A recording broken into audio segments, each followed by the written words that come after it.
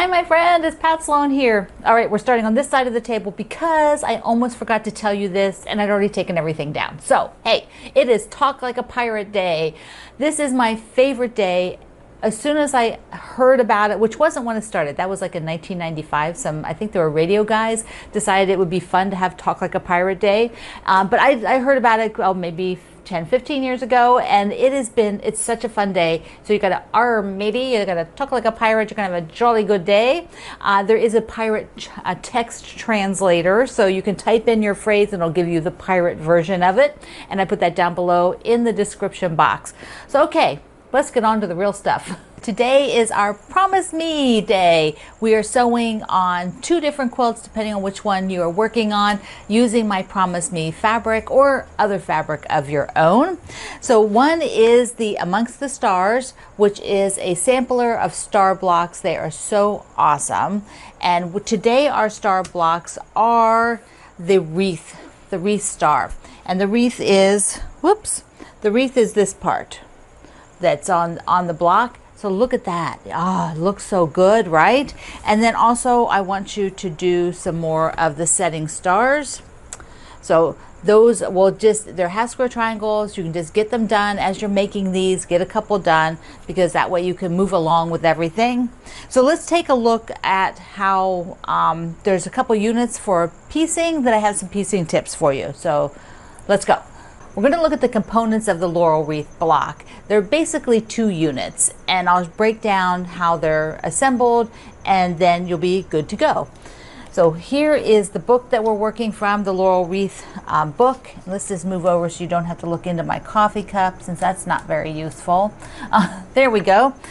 So I've got back to the page where we have the cutting directions and then you have the assembly. But I'm going to break it down here using the block itself. So you have one with the wreath part in teal, and then you make a second one just like it with the wreath part in black, and these little points are teal. So they're just flipped. Now I've cut the units for this version. So let's take a look at what we have. We're going to look at this quadrant right here, and then this middle section for each of them that makes the wreath. So the sort of arrow here and the wreath unit. Now we have got lots of strips and some squares. So you're basically making rectangles for these 2 units. And then this arrow, let's see, you can see here it is a rectangle. See the seam right there? And then a half square triangle and a square. So over here I've got the rectangle. This is to make 2 half square triangles, and then there's the corner square. I'm going to do a little mock-up. So you can do this on the design boards. These are a foam core. I purchased the design boards. The link is in the description box under the video and under the video at my website. So when you're doing this, you're doing sew and flips. And if you want to audition to be sure you get the direction right, because that's the one key thing on the wreath part here. So I'm just going to stick a pin in, and you want to be sure that you're doing the sew and flips. They have to go opposite. The directions tell you this, but it's nice if you do just one unit and then have it there to look at. I always find that super helpful. See how it's coming together? See, it looks just like that now. And here is the other one. So we'll pin that. So this is the 2 units that make up the wreath. So the top of the wreath and then the bottom point of the wreath. Then over here you will have you'll make a half square triangle like you always do, 2 at a time. So I'm just going to pin it to mock it up. It's a little bit bigger size. The corner, and then once again another sew and flip. So that's it. Half square triangles and sew and flips. Where it becomes that you have to be sort of a little bit more accurate is the intersection. So when we are coming to these intersections, I will go over on the sewing machine side, and I'll just show you how I come to this point. So here and here you have to match a little bit, to get them more accurate. I will pin so that the corner is matching, so I can look under here and they are matched. And then at the lower portion, which is like towards the middle of the block, I also want to pin I want to be sure that they're matched. So you can see they're matched. They're nestled together, and I will pin. Then I'm going to be using my guide beam to help me and be sure that I'm hitting this properly. Like sometimes I will also pin the corner down here just so that it doesn't slide and move around while I'm working if I'm trying to be super accurate.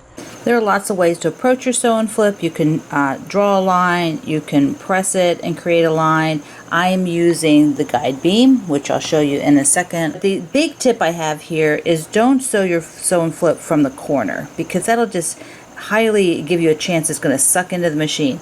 Sew from out on this outer edge and use a starter piece, something that's already in the machine before you get going. So I will line it up right here, and I will start at that corner and go all the way down.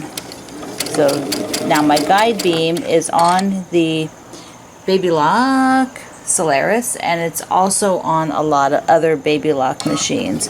So I'm basically lining up that left guide beam right to the point, and there you go. This is the extra half square triangle. Here is the one for this corner. Of course, you have 4 corners to do, so this won't go to waste. Now for the components, we have the sew and flip here, and then sew and flip that are opposite to give this angle, and then you reverse them to give the other angle.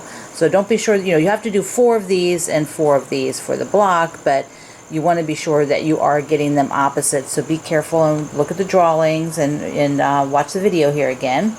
Now I do have to trim away the back. So all of these sew and flips have the white portion and the teal portion. So I will trim all of those away, and the same here for the black and white, and get those ready to sew together.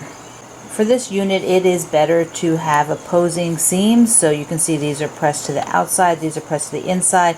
The pattern has you pressing them one way and then the other way, which is basically the same results.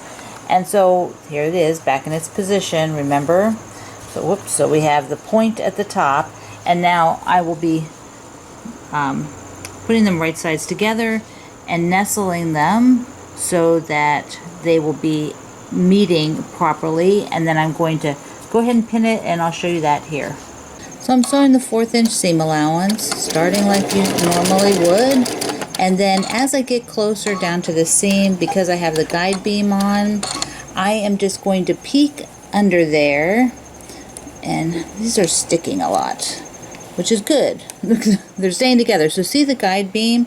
I want that guide beam to be right where it's pointing. I'm peeking under to look. I'm going to drop that back down and then sew that guide beam so that it goes right where I want it to be. And then now, of course, I'm not going to sew over the pin. Good sewing practices. And let me do needle up and show you here. So this is, gotta take both the pins out. Here we go. So there is the intersection. And the guide beam really helped for me to just peek under there, but then put the top back down. It's just a look. So the guide beam was actually where exactly I wanted it to be to sew so that I could hit that point. Now you have these 2 components made, and you're going to repeat and then change the colors up and do for the other block. And remember, this was the extra half square triangle. Let's take a look at it next to the block.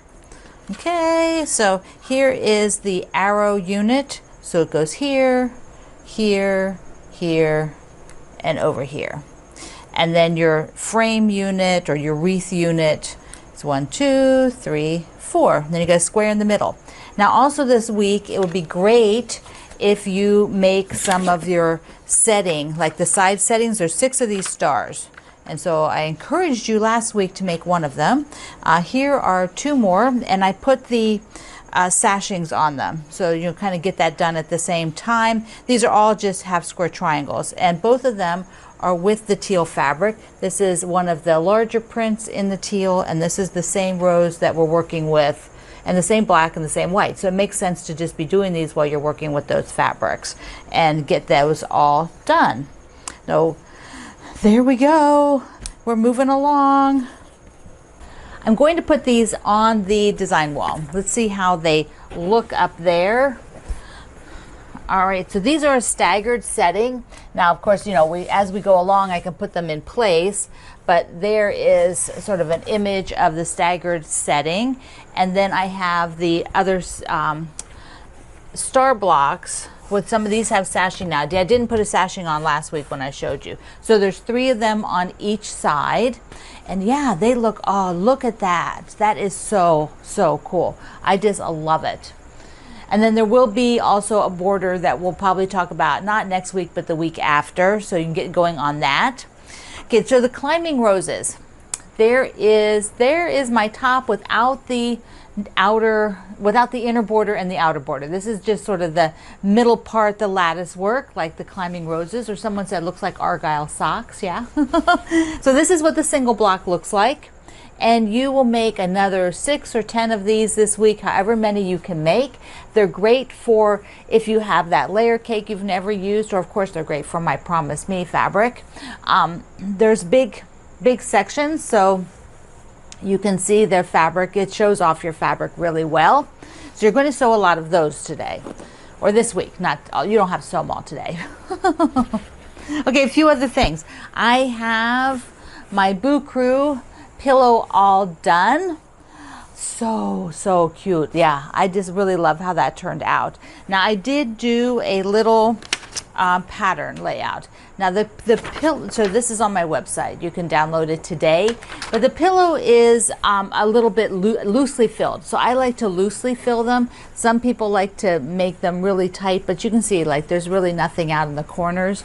They're just loosely filled with the pillow form that I showed you. But if you want yours more tight, you can then just make it a little shorter, you know, so that'll work for you. But this is just how I like to do them, and I like how that gray floral turned out along the edge because you don't see a lot of it, and it's I just really love that fabric. Okay, we are going to do something fun. Oh, wait. 2 other things. You need to remember to go to my website to enter for the jelly roll, the jelly roll giveaway. Yeah, not free jelly roll will be free to the person who I give it to. And you get to pick which one you want. That ends on Friday. And then also there's spooky boxes, and I will be opening mine this week. I think people are getting them. I know a few people have opened them on their videos already, but I wanted to wait another few days because I have other things to show you. Then I will open it and we will see what's inside. Okay, a box came. Can you see it on the floor there? This is my holiday hoopla quilts. Let's open it up. So the holiday hoopla book, whenever the book is done, sometimes the quilts go other places and visit some people, and so now they're back here. Yes. We're going to do a sew along from this in starting in January or maybe even December of this year into next year. I'm just trying to figure out what format to do because there's a lot of quilts that have sort of a bigger image, so I'm sort of messing around with that idea, but we're gonna see what's in here. There was some, let's see if I put this down here for a second. So it's all the quilts, that's what's in here, all the quilts, and they're all wrapped up with a pretty martingale. Oh, look at that, they're all folded in the plastic bag. There we go. Oh my goodness. Can you see that? Let me just shove it. Whoops, not that way. This way. There you go. See how they're just all folded up? A lot of these are, you know, a little bit smaller quilts, which is really nice. So they are, you know, fun and easy to do. Okay. So now I have, let's just take a couple out and see what we have. So cool. Okay, here's a little coffee cup. Now I forget all the names, so I'm just going to show you the quilts. You can look in your book. I don't have all the names memorized. So there it is. There's the little coffee cup. I believe this is the flower. Oh, I loved doing this one. Ah, look. And if you like to see the backing on this one, I pieced it with a few different fabrics, but they're all in that same blue family. Oh, we're just going to sort of walk through them quick, and then of course I will be coming back and showing them in more detail later. But I thought we'd just do one rush through them all so you could see them. This one is, oh, this is the flags and the sparklers. Oh, this is, I think, the biggest quilt in the book. So, ta-da! And it has red polka dot backing. Polka dots for the win. More polka dots. Okay, we've got the table runner. This is the ice cream social. I loved working with this blue and peach. Those kind of color combination was just like, mwah, just excellent. Now they're all folded nice, and they will not go back. I will not be folding them this nice, I don't think. I gotta fold them different on the shelf. So here's the little village. I just loved doing this one. I loved those little houses and sort of making look like the flower in the corner. That was so fun. Okay, I like that gray with it, the gray and then the peach background. Okay, here's the library. Yes. Okay, you can't have favorites, but you know, this is close to my favorite. Close.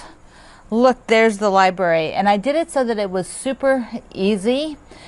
Something that there are not a lot of different blocks. It's actually a formula, and so it's block based. There's like 2 blocks, and that way, for those of you who just like to more concentrate on your fabrics, this is so good to do. Okay, what do we got here? It's got, oh, this is the pumpkin. This is the Great Pumpkin. I don't know if that's the name. I can't remember. When you've done so many quilts and so many books and so many names, it's hard to remember everything. And the backing is a green on this one. All right, couple more in here. There's 12. One for each month. They're holidays. And the tree. I love tree quilts. Just love them.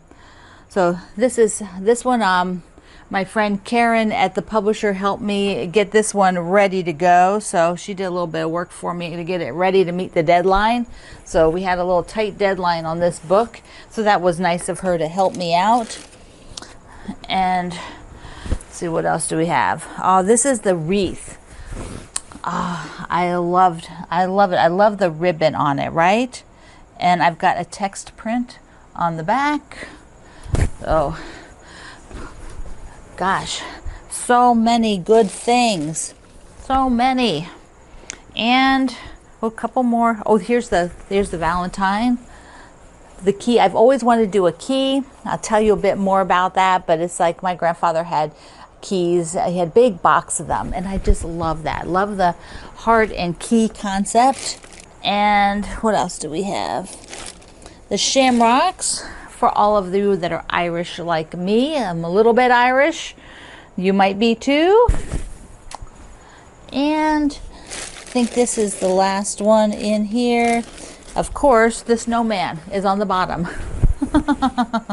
Here he is. Ta-da!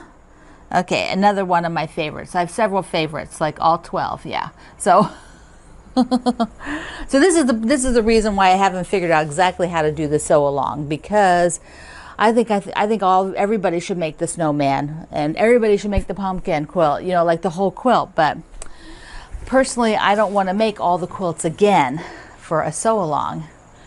You know, I've already made them once, so I don't want to make the whole quilt again. So that's why I'm thinking, oh, maybe we'll do the snowman as a whole quilt, and then maybe I'll take some of the components and do a sampler, and then maybe there'll be another image. I don't know. See, it's hard. Like the library quilt, I think we need to do the whole quilt together, the library quilt. I could do a second library quilt because I have a lot of nieces and nephews, the little ones, that would be fun to do, maybe with some children's things on them. So anyways, there will be something, and I'll figure it out soon, so I can let you know. All right, we are going to be sewing blocks today for Amongst the Stars. You'll be doing this over here, and if you're doing Climbing Roses, you're going to be doing a bunch of those blocks. And if you haven't got your holiday hoopla book yet, I hope that you get it soon. So I love you. Mwah. Thank you for being here in the Sloan Zone. I will see you online.